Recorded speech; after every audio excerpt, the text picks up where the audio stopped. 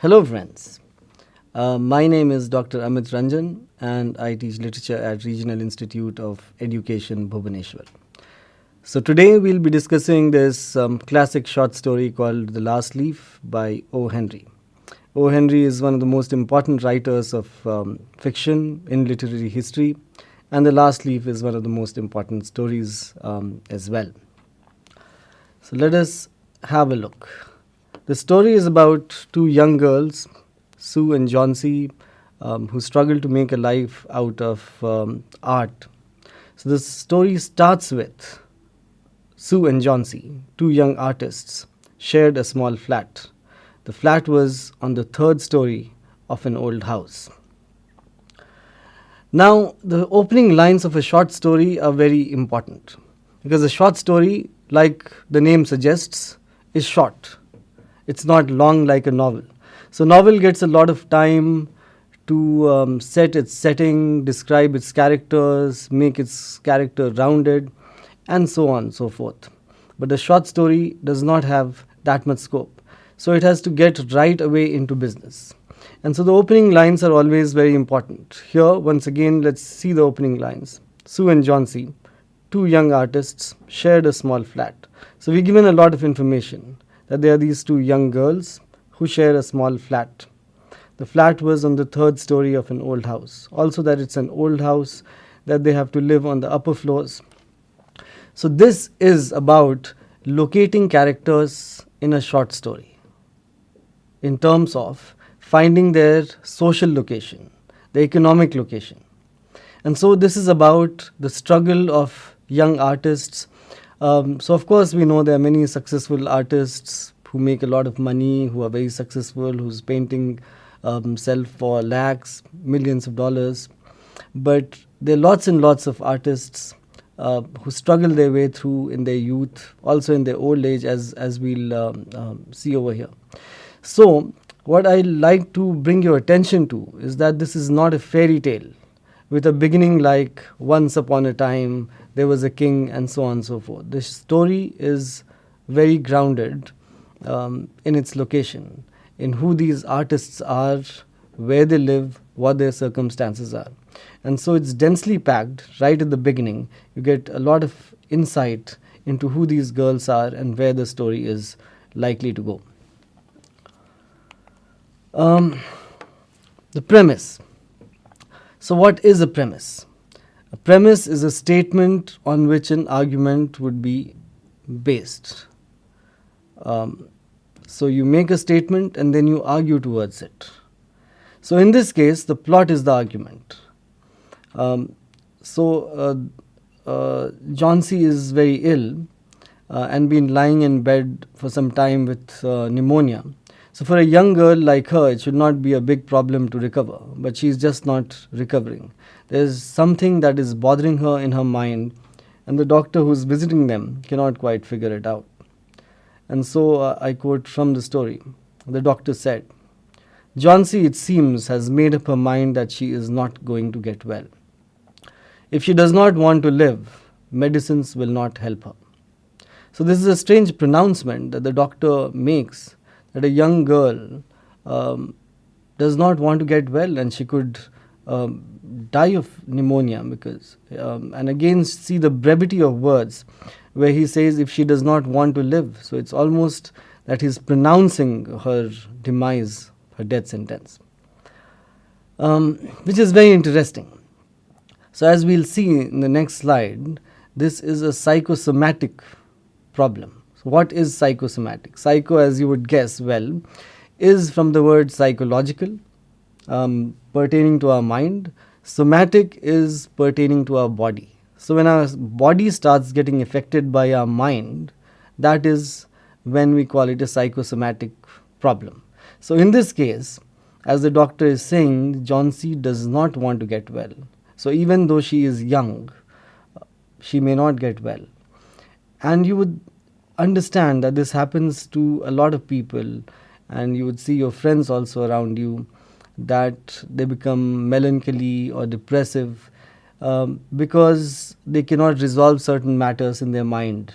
They cannot reach out to friends or family and it starts affecting them and they get unwell. So this is very pertinent in terms of young people. And so this is a heavy word, but it's good to add it to your vocabulary as well. So this is a psychosomatic problem. So some fun things, since we have talked about somatic relating to body, there's another term called sociosomatic snobbery. So this was used in the 19th century for elite rich ladies who would faint on hearing bad news. So if you said, oh, someone fell from the horse, and even though the lady would not know the man, she would be very distressed and would faint. So this was a part of their training. So how do we explain it as sociosomatic snobbery? Somatic, as you know, is related to body. Socio is related to society. So when your body starts reacting to the society, so you are trained in a certain way in the society to behave. We all are. And snobbery is when you look down upon other people or feel that other people are inferior. So the rich people of England in 19th century, the rich ladies were trained in such a way that they had to be very delicate, very fragile, very pretty, have a certain figure, and so on, so forth. So as you would understand that how we behave is a reflection of how we are trained in the society, how we live in the society, what manners are trained to us, which are training from our families, from schools, friends, all that matters. And so you have understood this term, but you would understand that how we behave is related to our social training, the way, the context we live in, and not essentially as who we are. And so women need not be delicate, beautiful, fragile, fainting. They can be Mary Kom. And so here the title says, but that's a stereotype. A stereotype when you have certain assumptions about what roles are. For example, that again, girls should play with kitchen sets and guys should play with guns. And this is also a cause of a lot of problems in the society, as you would see that the society is fighting for gender equality. And so you need not be a fainting queen. You can be Mary Kom, a boxer. You could be an auto driver, like there are in Chennai many auto drivers who are women. You could be Kalpana Chawla, who was an astronaut. And so you see all these are traditionally male roles: auto driver, astronaut, boxer. When you say these words, immediately you think of a man, but all these three were women. And so what I want to impress upon you is that gender roles are defined by the society, and we should constantly learn how to question it. There's a very interesting story, Toys by Roland Barthes, which you should read. It's a short story again, or an essay rather, where he says that the toys that children play with in their childhood form a very lasting impression in how they formed as adults. And so boys are given cars and guns, that's what they like when they grow up. Girls are given kitchen sets, that's what. And so these roles that you have to perform in society are defined through this construction. It's manufactured, it's not naturally there as is assumed. Great, so let us get back to the story. After the psychosomatic condition and sociosomatic snobbery, and about gender roles. So the hallmark of a traditional short story, the new short story, the modern short story is different. Now there are different kinds of short stories that are written, but we are talking about end of 19th century, early 20th century. And so these short stories had a beginning, middle and an end, like an essay as well. So there would be a proposition, like I said, a premise, it would build up, and there would be an end tying it. And so we see in this story that John C. is really sick, and that is the beginning. Her friend and she and Sue struggle through it, and then there is an end. We'll come to the end in just a little while. So as the plot thickens, there is no redemption. Sue tries very hard. She talks about clothes, fashion, painting. She whistles to John C. She does all the exciting things and all the exciting talk, but nothing would cheer up Johnsy. And then Johnsy whispers something, and it's a countdown. The countdown begins. So I quote from the story. 12. After some time she whispered, 11, then 10, then 9, 8, 7, 6, whispered Johnsy. They're falling faster now. 3 days ago there were almost 100 leaves. Now there are only 5 left. It is autumn, said Sue, and the leaves will fall.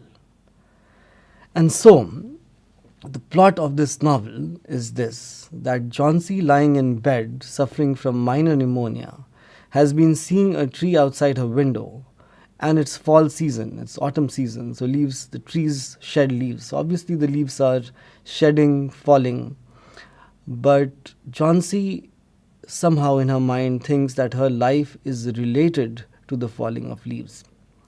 So this is not mentioned in the PowerPoint over here, but if you would like to know the term, this is called pathetic fallacy.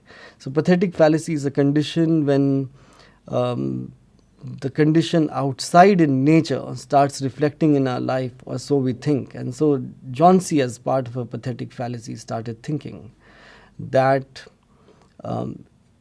that her life is dependent on the life of these leaves on this tree which was shedding leaves. And so she has been counting, and that is why she has not been getting better. And so what the doctor said, that she does not want to get well, is quite correct, because she is counting the countdown of leaves and waiting for the last leaf, and she thinks that she will die the day the last leaf will fall. So Johnsy says, when the last leaf falls, I will die, said Johnsy with a finality. And so this is the exact psychosomatic behavior that I was mentioning, that she has completely internalized in her mind. This has got no logic to it, but she's internalized it. And this is the way our bodies can get affected by our mind, because our minds are so powerful. The plot thickens. So on a lower floor, there's an old painter, Berman. He was a 60-year-old painter. His lifelong dream was to paint a masterpiece, but that had remained a dream. So once again, you see how the story is reinforcing the condition of artists. There are these two young artists who are struggling, living in a small house. But there's also a much older artist, also struggling and living in poverty. So not all artists are successful. So example, we hear a lot of success stories in Bollywood, for example, of Shah Rukh Khan, who made it from the middle class in Delhi. He was not any star's son. But for one successful Shah Rukh Khan, there may be many failed artists like these. So this is also a story of all these untold stories of characters who struggle through their life with a lot of talent and are not able to make it. So Berman has been planning to paint a masterpiece all his life, and that has not happened. So this is where the plot thickens and anticipation enters the plot. That can Berman, through some trick, save Johnsy's life? And so this is what we are expecting. This is not really out of the expectation of the story. So we are now anticipating that Berman will probably paint a leaf even if the last leaf falls. And that is how maybe Johnsy will get better. And this is exactly what happens, as we'll see. So the story says, there was only one leaf on the creeper. It was raining heavily and an icy cold wind was blowing. Again, notice the craft of the writer. How brief, how precise, and packed with information he makes his sentences to be. There was only one leaf on the creeper. It was raining heavily. Icy cold wind was blowing. So if 300 leaves have fallen, or 100 leaves have fallen, as Johnsy claims in the last few days, why wouldn't this leaf fall, especially when there's a storm or a wind? And so that, you see, this is heading towards a climax where we become one with the character of Sue, and we start getting concerned about Johnsy, whether she will survive this or not survive this. And then John C. sleeps, and the next morning when she wakes up, she looks out the window, and the last leaf survives. There is a last leaf. And so she is very um, encouraged that that destiny wants her to live. Till now she was thinking that her countdown had begun and she would die with the end of the last leaf. But with the last leaf surviving, she has hope that the last leaf has been made to survive for her to survive. Like it's a sign. And as we anticipated, expected, it's Berman who painted the leaf. The actual leaf fell, and that is how she survives. So this is called a twist in the tale, though this is not the real twist in the tale, because we were in a way expecting, because Berman's character is given that he wants to paint a masterpiece, and Sue also approaches him and tells about the matter, and he gets at work. So we are kind of anticipating that this could happen. But the classic short story has a twist in the tale, which is also a pun on the tale. So a pun is a word which has a double meaning. So it is T-A-L-E and T-A-I-L. So the original sense is from tail, like a twisted tail of a dog. And then it is used in this sense, the tale is a story and there would be a twist in it. And that's the classic short story. The best writers of the world in late 19th century, early 20th century used the idea of the twist in the tale. And then the real twist in the tale comes when we get to know that Mr. Berman, the senior artist, also contracted pneumonia. And the doctor comes and tells Sue that John C. will live, but Mr. Berman may not pull through because he's 60 years old and very sick. So Sue tells John C., Mr. Berman died of pneumonia this morning. He was ill only for 2 days. His clothes and shoes were wet and he was shivering. He had been out that stormy night. So that stormy night when John C. was waiting for the last leaf to fall, Mr. Berman went out, painted a leaf, stuck it to her window, and that became the last leaf. And it was so perfectly painted, the entire context. So it's not just a leaf that he painted. He painted the entire window, which looks like the creeper, the leaf, and the window. And so this new leaf, despite the wind, was not fluttering, which John C. did not notice. So he was out all night painting this and fixing this to her window so that John C. survived. So it's a big sacrifice that Mr. Berman makes, a senior artist making way for a junior artist. And despite the fact that John C. only has a superstition or a whim as she's going to die with the falling leaf, but to save her, he makes this supreme sacrifice with his grand masterpiece, which nobody can tell whether it's real or whether it's a piece of art. So it's a beautiful twist in the tale and a beautiful ending. Most of O. Henry's stories are like that. Other stories with a twist in the tale, there are many other stories, but I'll give you a few examples and you should read them. I bet you would like The Bet by Anton Chekhov, for example. It is about a conflict between capital punishment and freedom and money. So there's a bet between two people, a rich banker and a young man, where the rich banker thinks that the young man cannot waste his life staying in a prison for 20 years. And they lay a wager that if the young man lives inside a room without any human contact whatsoever with the world for 20 years, he would get a lot of money. I don't exactly remember how much. And then the young man spends the time in his 20s and 30s reading books, goes through several mood swings. So it's a beautiful story, the way the plot builds up in terms of his loneliness. And very pertinent right now, since we are all have seen this lockdown and minimal contact with the human world. But at the end of it, the banker gets anxious. His business has not been doing well. That when this man comes out, he's still in his 40s, has a life to live. and will get a lot of money, and the banker will become bankrupt. So the banker goes to kill him. I would not tell you the rest of the story. You should read it yourself. I would not kill the suspense and the twist in the tale in that.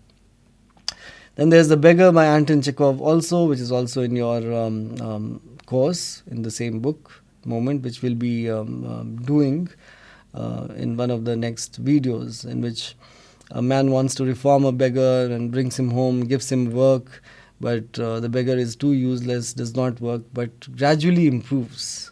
And then they meet several years later when he's decently employed, is earning a decent salary. But the reasons that beggar tells, how he got reformed, are again shocking. That's also a twist in the tale. It was not because the man was reforming him. This is also a story you must watch out for. Another one is called The Diamond Necklace by Guy de Maupassant. Here, young husband and wife, the wife borrows the necklace from a neighbor for a ballroom party, a costly diamond necklace, loses it, but they're too self-respecting, the couple, to announce it, and they buy a diamond necklace for her neighbor, and they toil years and years to pay off the loan. And then there's a twist in the tale again in this story, so you must read this also. So the short story, the classic short story, then hinges on these kind of twists in the tale, and which is what makes them remarkable, which is what makes them very noteworthy. And they tell about the fragility of the human condition, and also the magnanimity of human condition at times. These endings are shocking, and so these short stories are very interesting. Okay, so now to the themes. So what are the themes in this short story? One is, what is real wealth? All the three artists that we have seen are poor, not well-to-do.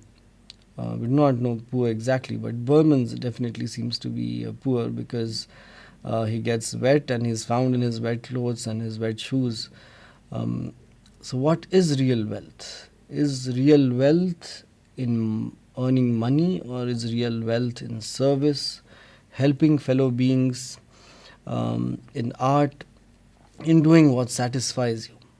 Is Berman the richest man?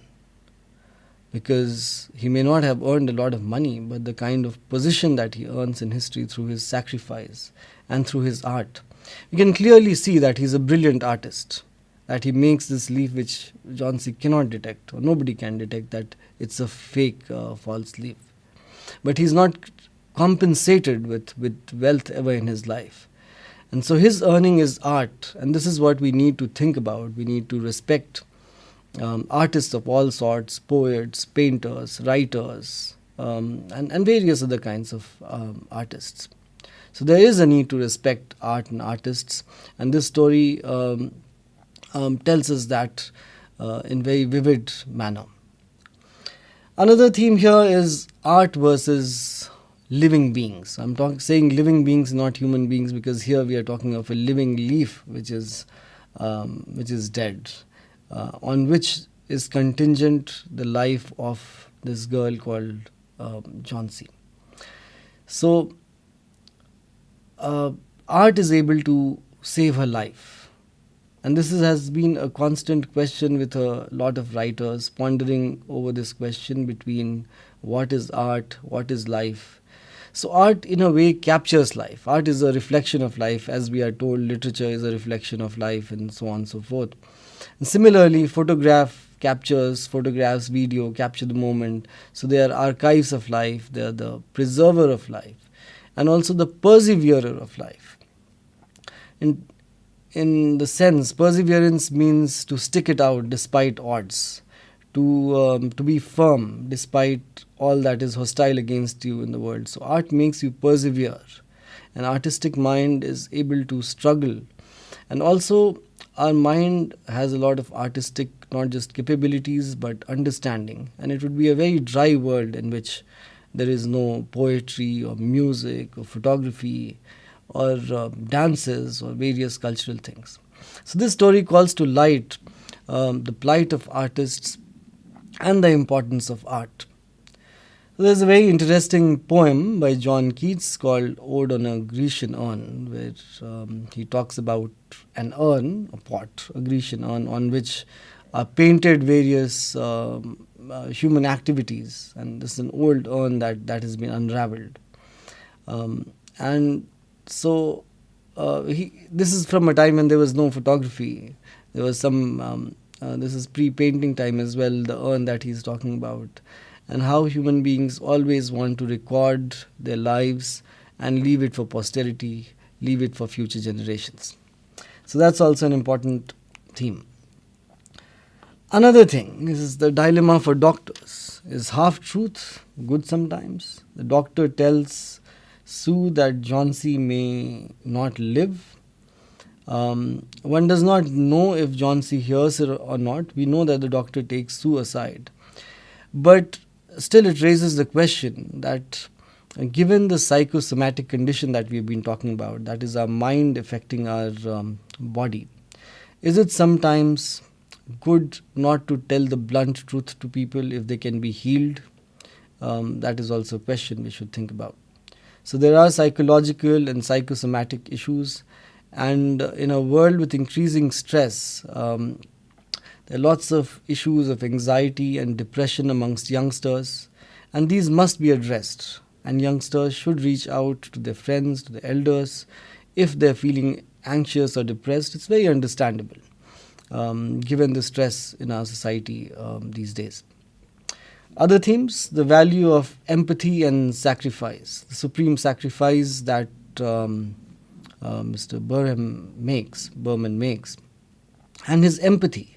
That he has empathy for a young girl, for a fellow artist. He sees his younger self in her, and that is why he does what he does.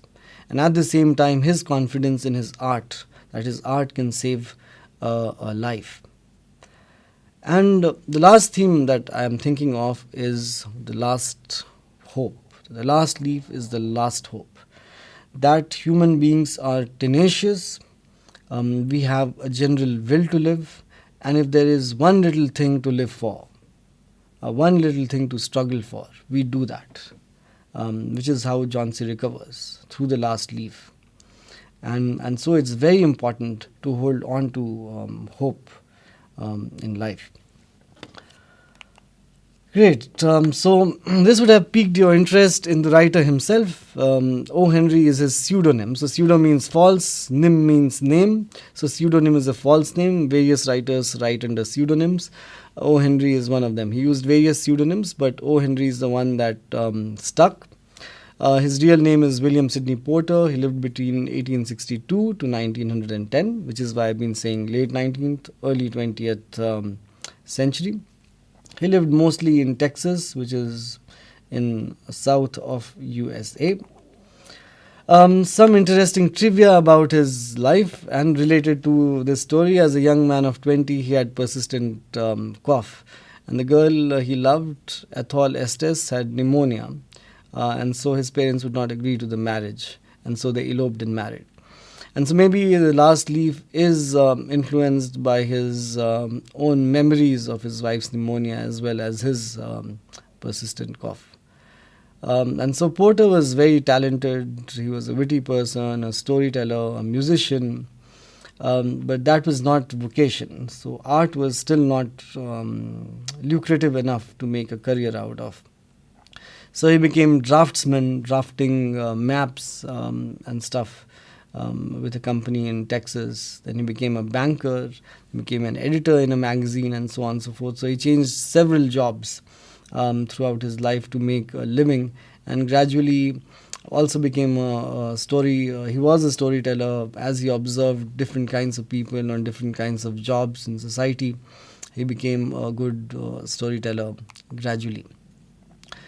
And one of the things is he gathered his ideas in hotel lobbies. So he would hang around in hotels and in lobbies and observe people, how they behave, how they talk. And of course, that's the hallmark of a writer. And if you intend to become a writer, observation is the key, that you look at daily life, daily conversations, And the interesting probably lies in the uninteresting, in the mundane. If you focus, you'll find many interesting stories around you. So continuing with Porter's life, interestingly, he was jailed for embezzlement as a banker. So his life looks very colorful and up and down and rough, as you can see. So first he got a bail, and then again, as the case proceeded, he was found guilty and jailed for 5 years. So in the jail, he was a pharmacist. So he also had learnt pharmacy sometime, one doesn't know when. And so one of his biographers and critics says that there was a man called Orrin Henry who was a prison guard. And it's probably in his memory that he developed this pseudonym O. Henry. However, O. Henry or William Porter himself in an interview says that he was just looking through a newspaper, discussing with a friend what his pseudonym should be, and they picked up Henry, and the friend said, okay, what about the first name? And he said, let it just be a letter, and the easiest letter is O, a 0. And later he expanded it to, when people asked him, to Olivier Henry, French for Oliver. So these are very different kinds of background stories to the pseudonym O. Henry. And also credited to O. Henry is the term Banana Republic, which you sometimes read in newspapers, sometimes hear on television. So Banana Republic is a place which is considered politically unstable. Like, it was mostly used for Latin American countries, also now for African countries, which are largely based on agricultural economy, do not have more modern systems in place like developed countries have. And so generally Banana Republic is used for a place which is politically unstable and in chaos. And this he used in a short story collection called Cabbages and Kings. And so I could end here with this image, which you should think about. The last leaf, that till there is hope, one should not give up. Thank you very much.